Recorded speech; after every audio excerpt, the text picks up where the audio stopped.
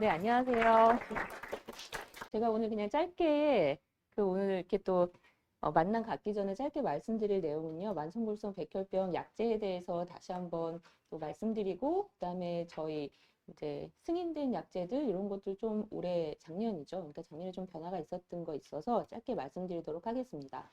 그럼 이제 저희 약제들이 되게 여러 개 있지만 이 약제들의 사실 쓰임새는 조금 다를 수가 있습니다. 그래서 만성골수성 백혈병의 첫 치료, 내가 처음 진단 받았을 때 초기 치료 약제는 어떻게 선택하나요? 이제 초기 치료 약제로 쓸 수 있는 것들이 있고요. 그리고 이 모든 약제들이 그러니까 다 첫 번째 치료로 쓸 수 있는 건 아니고, 그리고 내가 뭔가 약을 바꿔야 될 때, 그럴 때 이제 만성골수성 백혈병의 그 다음 2차 치료, 그럼 두 번째 약제도 또 좀 어려움을 겪었을 땐 3차 치료. 근데 이랬을 때 또 이게 얘기가 좀 달라지게 됩니다. 9번하고 22번에 유전자가 원래 따로 존재해야 되는 게 이게 잘못된 만남이 일어나서 이게 비정상적인 그 암 유전자가 되는 것이거든요. 근데 그 유전자가 9번하고 22번에 있다 보니까 그 숫자를 되게 이제 중요한 이렇게 환자들 사이에서도 이제 중요한 기념일 이런 것들로 해서 하고 있다, 만들고 있다 이런 말씀들을 이제 하셨던 거고요. 그래서 지금 원래 이게 질환이 이 혈액암은 여러 개 불수계 혈액암도 있고 또 림프계 혈액암도 있는데 이 불수계 혈액암 중에서 굉장히 세포가 많이 증식하는 암 거기에서 이 9번, 22번에 있는 BCR, ABL 이 것이 이제 양성으로 나오면 저희가 만성골성 백혈병으로 그래서 진단을 할 수가 있는 거고 대부분의 그래서 여기 표적항암제들은 이게 이제 정상 만나지 않고 있어야 되는 건데 이 BCR 진하고 이게 지금 ABL 진이거든요. 유전자거든요. 이게 원래 정상에서는 만나지 않으면 이게 정상적인 활동성과 비활동성을 이렇게 스스로 이렇게 조절을 할 수 있어요. 이 ABL 진이라는 것이. 근데 이 BCR하고 이 잘못된 만남이 이루어지는 순간부터는 이게 비정상적인 계속 활성화만 이루어지게 되거든요. 그래서 우리가 이 표적항암제 하는 거는 이 ABL 진에 이렇게 두 가지의 구조적인 곳이 있는데 대부분 여기에 이렇게 ATP라고 하는 그런 물질이 붙는데 요거를 이렇게 방해할 수 있는 이런 이제 약들이 개발이 된 거예요. 그래서 이 약들은 여기 파란색 이쪽 부위를 이렇게 공격을 한다고 생각을 하시면 되고 최근에는 이 약이 이 결합하는 부위가 조금 다른 이 에시니빈이라고 하는 그런 약이 개발돼서 지금 사용 이제 된 바가 있습니다. 그래서 이 역사를 조금 살펴보면 마법의 탄환 이 인류 역사의 의학의 가장 큰 사실 발전을 이뤘다고도 할 만큼 획기적인 발견이었었습니다. 그래서 이 표적항암제의 첫 발견이었고 글리백이 그래서 등장하게 되면서 여기 보니까 아마 글리백 오래 쓰고 계시는 하는 분도 계신 것 같은데요. 그래서 이 글리백은 저번 마법의 탄환이라고 불릴 만큼 그런 획기적인 개발이었고 그럼에도 불구하고 이제 이 약에 갑자기 돌연변이가 생기고 저항성이 생긴다든가 이제 이런 문제들이 발생을 하면서 다른 약제들이 개발되게 되었어요. 그래서 보통 우리가 2세대 약제라고 말을 한다면 이런 다사티닙, 닐로티닙, 보수티닙 그리고 국내에서 또 개발을 해서 지금 쓰고 있는 라도티닙 이런 약들이 있고요. 근데 이 2세대 약제들에도 또 한계점이 나타났고 특별히 T315I라고 하는 그런 돌연변이가 발생하게 되면 이게 더 이상 약이 잘 듣지 않는 그런 저항성을 보이게 됩니다. 그래서 포나티닙이라고 하는 약은 3차 이게 2세대 약제들이 실패했을 때에도 쓸 수 있고 특히나 T315I가 나타나게 되면 이 약제로 바로 바꿀 수밖에 없습니다. 그리고 아까 말씀드렸듯이 그렇게 공격하는 그러니까 결합하는 부위가 다른 에시니민이라는 약이 승인이 되어서 쓰고 있습니다. 근데 국내에는 이 모든 약이 되게 활발하게 쓰고 있었었는데 이 보스티님이란 약은 임상 연구에 참여해서 쓰고 계시는 분들은 계시겠지만 이게 이제 저희 허가나 보험 규정하에 들어오지 않았었는데 올해 1월부터 보수티닙도 2차 이상의 약제로 사용을 할 수가 있고 에스니닙은 두 가지의 치료에 실패한 그런 3차 이상의 치료에서 지금 사용을 할 수 있도록 그렇게 되었습니다. 그래서 아까도 말씀드렸듯이 이 모든 약제가 쓰임새가 다 동일하지는 않습니다. 그래서 만성기 백혈병으로 처음에 진단을 받게 되면 저희가 이제 선택지는 이 글리백이나 다사티닙, 닐로티닙, 라도티닙 이게 이제 이름으로 되어 있는 건 아래 되어 있고요. 이런 약제들에서 선택을 할 텐데 근데 이게 약제들이 그러면 이거 무슨 기준으로 선택을 하지? 이렇게 되실 텐데요. 자, 그러면 약을 가장 잘 쓰려면 결국은 효과가 좋아야 되고, 그리고 내가 부작용이 없어야 되고, 그리고 장기적인 부작용이 없어야 되잖아요. 그러다 보니까 어떤 약제들마다 특별히 발생 빈도가 좀 높은 약들이 달라요. 그러다 보면 그래서 기저질환이나 그 기저질환이 있다 보면 다른 약물들을 환자분이 처음 진단받을 때도 복용을 하고 계실 거잖아요. 그러니까 이런 기저질환을 묻고 하고, 그리고 약 먹는 게 어떤 거는 밥 먹고 바로 먹어야 되고 이렇게, 그리고 어떤 거는 공복을 막 지켜야 되고, 또 어떤 거는 그런 식사 시간과 좀 관계가 없고, 그러다 보니까 계속 이 복용법을 말씀드리고, 본인의 생활 양식, 그다음에 성격도 중요해요. 굉장히 이렇게 꼼꼼하고 막 이런 분들은 이런 거 잘 챙겨 드실 수 있지만, 그런 거 굉장히 못하시는 분들도 있으시잖아요. 그러면 비교적은 식사와 관계없이 또 복용하는 약을 선택하기도 하고. 그리고 지금까지 알려진 걸로는 이 약제들의 이렇게 2세대 약제들이 글리백보다는 조금 저희가 약물 시도를 할 수 있는 그런 분들이 일부 생길 수 있는데, 이제 효과가 굉장히 좋게 이제 오래 가면요. 그런 시간이 좀 빨리 올 수 있거든요. 그래서 임신을 원하는 젊으신 여자분들이 처음 진단받고 상담하실 때 그런 말씀들을 좀 많이 하십니다. 그래서 이제 이런 것들을 다 고려를 해야 되고, 그럼 제가 두 가지 포인트라고 말씀을 드렸잖아요. 약을 시작하고 나면 하나는 부작용, 그 다음에 효과가 좋아야 되고. 근데 이제 그럼 부작용은 의사한테 가서 잘 말할 수 있겠는데 내 효과가 잘 나고 있는 건 어떻게 알 수 있지? 그거에 대해서는 결국은 염색체 검사랑 유전자 검사. 근데 요즘에는 이 유전자 검사의 정확도가 정밀해지고 이렇게 하기 때문에 염색체 검사는 저희가 보통 이제 필요한 경우에는 이제 하고요. 그리고 이제 이 두 가지의 검사가 잘 이렇게 일괄적으로 또 나오는지 한 번 정도 또 검토를 할 때, 그럴 때 좀 할 수 있습니다.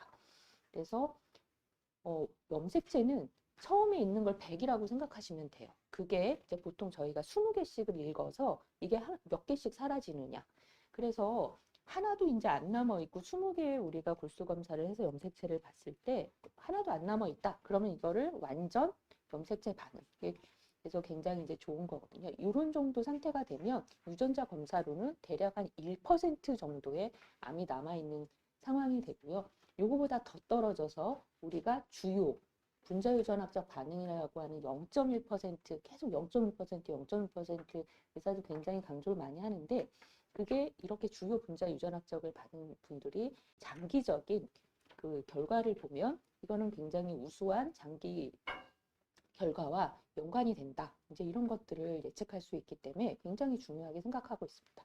그래서 가시적으로 이렇게 유관적으로 생각해 본다면 처음에 암세포들이 한 10에 12승 막 이렇게 있을 때는 유전자 검사를 해보면 100%, 이건 이제 뭐 그 처음에 진단받을 때 한 45%, 50% 이런 정도로 이렇게 나오기도 합니다. 근데 이제 대략적으로 이때 거를 기준으로 생각을 해본다면 그 다음에는 이거는 전 세계에 이제 표준 척도가 있기 때문에 그대로 선생님들이 말해주는 거를 자기 퍼센트라고 이렇게 받아들이시면 돼요. 그래서 처음에 10%, 3개월, 6개월, 1년 정도. 그래서 1년째 이후에는 0.1% 아래로 떨어지는 거를 목표로 해서 이렇게 보게 됩니다. 이거는 제가 번역을 해오지는 않았으나, 그래서 처음 진단을 받은 사람들은 쓸 수 있는 약제는 그 약제가 이게 효과가 좋으니 쓸 수 있는 약제야 이렇게 승인을 얻고 또 보험도 되고 하기까지는 주요한 임상 연구들을 거쳤기 때문에 그렇게 되는 거고요. 그래서 이게 아까 다사티닙, 밀로티닙, 보수티닙 이런 약들이 임상 연구를 거쳐서 이 주요 분자 유전학적이라고 하는 반응을 글리백에 비해서 우수하게 이제 얻고 있고, 하지만 속도가 지금 현재까지 빠르고 일부 진행하는 것이 글리백보다 2세대 약들이 조금 우월성이 있을 수 있겠다라는 것은 있지만, 임상 연구 결과로 장기간 추적한 환자의 생존율의 차이는 보이지 않습니다. 그래서 글리백 역시도 지금까지도 이런 1차 치료 약제로 우수하게 또 사용을 할 수 있고, 글리백은 오래전 개발이 된 만큼 좀 장기적인 그런 추적 관찰 기간을 가지고 있다는 또 장점이 있을 수 있고요. 그리고 이 라도티닙이라는 약 역시 이거는 이제 임상 연구를 통해서 첫 번째 치료 약제로 또 시작할 수 있습니다. 그래서 이렇게 이제 첫 번째 치료 약제를 시작하고 나면 이렇게 반응이 또 적절해야 되고, 그리고 이제 부작용이 없어야 되거든요. 부작용은 크게 혈액학적 부작용, 비혈액학적 부작용으로 이제 얘기를 하게 되는데, 혈액학적 부작용은 수치를 보고 말해요. 그래서 이게 보통 어떤 이제 얼마큼 떨어지느냐에 따라서 약제의 일부 중단하고 수치가 다시 이제 회복을 하면 다시 써야 되기도 하고, 그리고 회복되는 시기가 1주, 2주 이렇게 너무 2주 이상 길어지게 되면 그 다음 시작을 할 때는 보통 감량을 해서 다시 써야 된다든가. 그럼에도 불구하고 이 반복적인 부작용들이 해결이 안 되면 약제를 변경해야 되는 이유가 되기도 합니다. 그래서 첫 번째로 선택할 수 있는 그런 약제들은 아까도 말씀드렸듯이 부작용이 발생하는 정도의 그 빈도가 좀 달라요.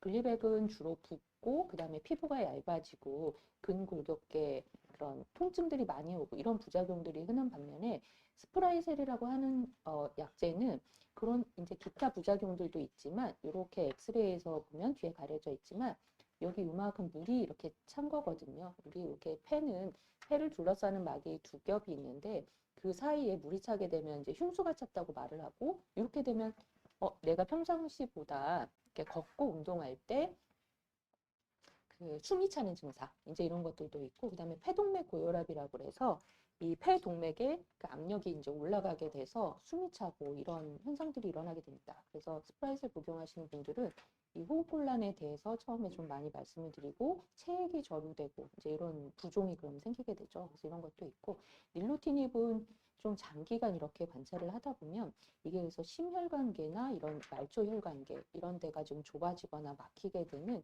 그런 종류 부작용이나 그 다음에 고혈압이나 고지혈증 이런 대사질환에 대한 그런 부작용, 상대적인 부작용을 더 조금 높게 갖고 있습니다.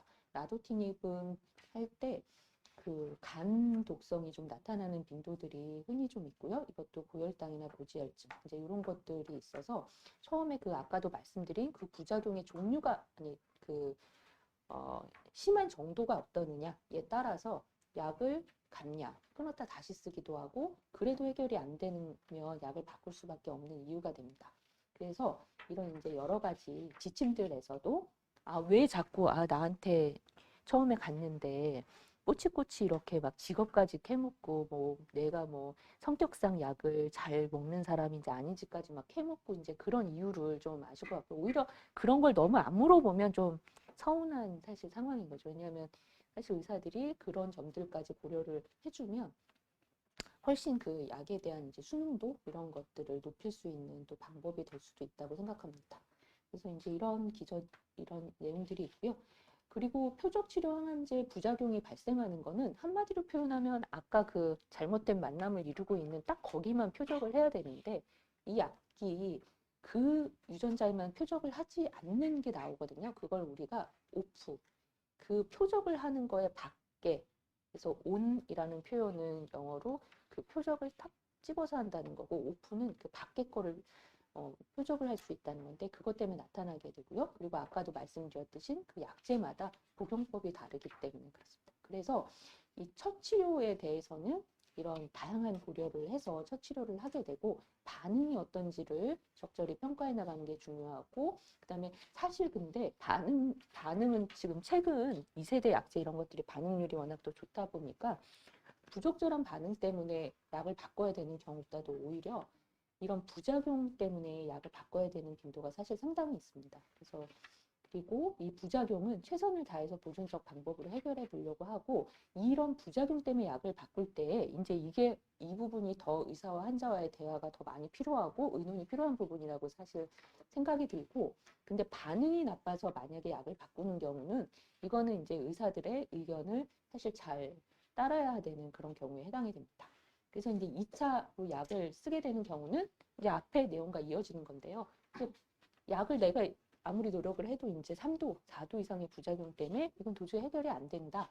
그러면 이제는 약을 바꿔야 되는 거고 아까 말씀드렸듯이 약이 적절한 반응이 안 되고 내가 실패를 했기 때문에 약을 바꾼다. 그거는 이제 내성 때문에 약을 바꾸는 거고 이때 약을 선택하는 종류나 약을 선택하는 것에 대해서는 의사들의 의견을 이제 잘 따라야 되는 측면이 있습니다. 그래서 아까도 말씀드렸듯이 이제 이거는 제가 서두에서 말씀드렸던 것 같은 내용이에요. 뭐가 적절한 반응이고 뭐가 치료를 실패하고 있느냐.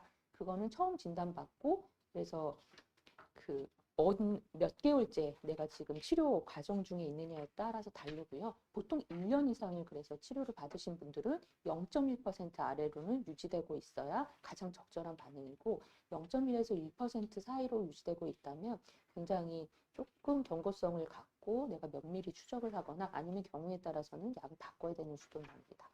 비슷하나 조금 다른 의미로 또 이런 미국 국립암 네트워크 기준이라는 것도 있거든요. 앞에 거는 유럽 쪽의 그 기준이고 그래서 이런 게 비슷하게 적용되고 있고요. 그러면 왜 약이 잘 듣다가 왜 또는 처음부터 왜 약이 안 듣거나 왜 그러느냐라는 것은 많은 설명이 근데 이런 돌연변이 아까 전에 그 약이 딱 타겟으로 붙어야 된다고 그랬잖아요. 근데 그 붙는 부위에 약이 더 이상 듣지 않게 하는 그런 돌연변이가 일어날 수 있거든요. 그래서 그 약제마다 돌연변이가 흔히 발생하는 부위도 조금 다릅니다. 그래서 돌연변이에 대한 검사를 해야 되고 이래서 약이 안 들을 수 있고 근데 또 되게 많은 분들이 특히 이게 추적이 어디선가 안 되다가 도망갔다 오시는 분들이 있어요. 의외로 또 젊으신 분들 중에 간혹 그러신 분들이 있거든요. 그러다 보면 그리고 약을 분명히 한 달치 처방했는데 막 몇 개월 뒤에 오시고 그러면 이거는 약제에 대한 순도가 나빴기 때문에 물론 돌연변이 검사도 그런 순간에는 다시 하지만 돌연변이가 나타나지 않고 이런 순도가 굉장히 나빴다면 순도를 높임으로 인해서 다시 한번 적절한 반응을 얻어갈 수 있도록 그렇게 노력해 볼 수도 있고요. 그리고 아까 말씀드렸듯이 내가 뭔가 장기적으로 투약할 약이 생겼다면 그거는 꼭 의사들한테 얘기를 해야 됩니다. 이렇게 짧은 단기간 안에 뭐 일반적인 감기약이나 소화제를 먹는다. 그런 것들은 장기적인 영향을 주진 않겠으나 다른 지병이 이렇게 사람이 살다 보면 다른 지병이 생길 수 있잖아요.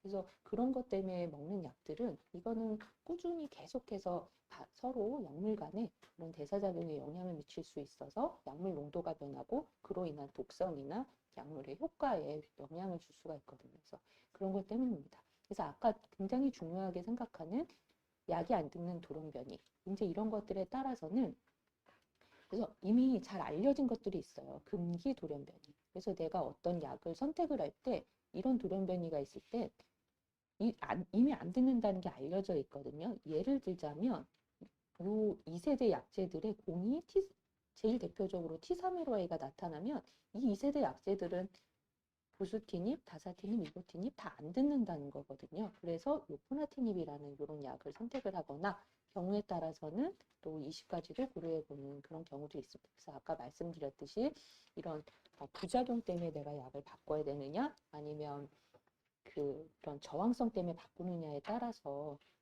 좀 대화가 더 많이 필요한 부분도 있고 또 이렇게 저항성 때문에 바꿀 때에는 이제 의사들에 대해서 이런 검토와 의견이 굉장히 중요할 수 있습니다. 그래서 이 2차 이상의 치료 효과를 나타내는 것도 당연히 이것도 임상 연구를 거쳐서 이제 나왔기 때문에 된 거고요. 그래서 이 첫 번째 치료에 쓰지 않았던 다사티닙이나 닐로티닙, 보수티닙 이런 것들을 다 써볼 수 있고요. 글리백을 썼었던 분이라면 또 이런 2세대 약제를 쓸 수 있고 아까 포나티닙이 나타났던 거는 그래서 이 T315의 뮤테이션 또는 2개 이상의 2차 지금 현재 국내에서는 첫 번째 글리백을 쓰셨던 분이면 2세대 약제 한 번 더 써보고 그리고 세 번째로 선택을 하거나 첫 번째에 2세대 약제를 썼던 분이면 포나티닙도 하나의 선택지가 될 수 있습니다. 그리고 지금 에시니밀라고 하는 약은 세 번째에 그런 3차 치료 약제로 지금 승인이 되었습니다. 그래서 아까 제가 말씀드린 대로 사실 국내에서는 이제 작년부터 요 보수티닙, 에시니밀 이런 것들이 이렇게 첫 번째 약과 말고 2차 이상의 치료에 고려해 볼 수 있는 그런 옵션이 되고요. 그래서 1차 치료에서 말씀드리지 않았던 그런 세 가지 정도 약제에 대해서는 포나티닙, 이클로시그도 근데 이것도 이제 심혈관계 부작용이나 정맥혈전증 이런 것들에 대한 다시 상당한 좀 주의가 필요해서 환자분들한테 요약을 시작하게 되면 다리가 이게 정맥혈전증 생기면 다리가 붓거나 뭐 이럴 수 있잖아요. 그 심혈관계 부작용 생기면 흉통이 생기거나 이럴 수 있고 그래서 이런 증상들이 나타나면 즉각 병원에 오셔야 되고 이제 이런 것들을 설명드리게 되고요. 이 에시닙이라는 약이 그래서 세 번째 단계로 이것도 연구가 됐는데 이 약제도 처음에 이렇게 혈액학적 부작용들이 좀 있고 설사 오신 이런 등의 좀 증상은 있지만 그래도 비교적은 좀 견딜 만한 그런 부작용들이 지금 보고되고 있는 그런 현실입니다. 그래서 지금 이렇게 다시 한번 2차 이상의 치료를 할 때에는 이 불리악성류 부인후 경우 약제 변경 필요할 수 있고, 그리고 이렇게 단기간에 생기는 부작용은 그래도 처음에는 또 병원도 자주 다니시잖아요. 그러니까 자주 얘기할 수 있는데, 아까 그 장기 막 10년 지났다고 해서 부작용이 안 생기는 게 아니거든요. 오히려 10년 지났는데 심혈관계 갑자기 막히거나 뇌혈관계 막히는 건 그때도 나타날 수 있거든요. 그래서 그런 것들이, 그래서 그 3개월 텀, 3, 4개월 텀으로 만약에 다니신다고 하면 그 사이에 어떤 사건이 일어났었고, 그거를 그 병원에 가서 또 인지를 해서 했을 때 내가 이렇게 얘기를 안 해도 담당 의사가 인지를 하잖아요. 근데 급해서 다른 병원 가서 조치를 받으셨을 땐 또 내가 와서 중간에 이런 일이 있었다고 얘기를 안 하면 그분이 어디 가서 심장에다 스텐트를 하고 오셨는지, 뇌혈관계를 뚫고 오셨는지 알 수가 없잖아요. 근데 그거는 그 전에 쓰던 약과의 그런 부작용과의 연관성을 또 생각을 해봐야 되기 때문에 그런 얘기를 잘 하시는 게 중요할 것 같고, 돌연변이가 생겨서 약제를 변경하는 것, 이거는 이제 담당 의사의 검토나 약제 변경 가이드 이런 것들을 잘 따라 하시면 될 것 같습니다. 그래서 아까 말씀드렸던 지금 이크루시그라고 하는 약, 또 이렇게 좀 후속으로 쓸 수 있는 약들도요. 그리고 지금 보수티닙이나 에시니밀 이런 약제들 작년에 좀 또 변화가 있었던 부분이고요. 그리고 조혈무세포 이식, 이것도 여전히 하지만 우리 영역에서도 아직 치료 효과로 남아있는 분명히 그 치료법입니다. 왜냐하면 이렇게 치료에 실패했을 때 그냥 만성기 상태에서 유지가 되는 경우도 있지만 급성기로 전환이 되거나 이럴 수 있거든요. 근데 급성기 전환이 된 경우에는 빨리 항암 치료를 해서 다시 만성기 상태로 돌리기 위한 치료를 하고 이식을 해야만, 그래야만 환자를 완치의 길로 끌고 갈 수가 있습니다. 그래서 아직도 이런 부분의 치료들도 중요한 것으로 남아있다. 이렇게 이해하시면 될 것 같습니다. 네, 제가 짧게 말씀드린 내용은 여기까지입니다. 경청해 주셔서 감사합니다.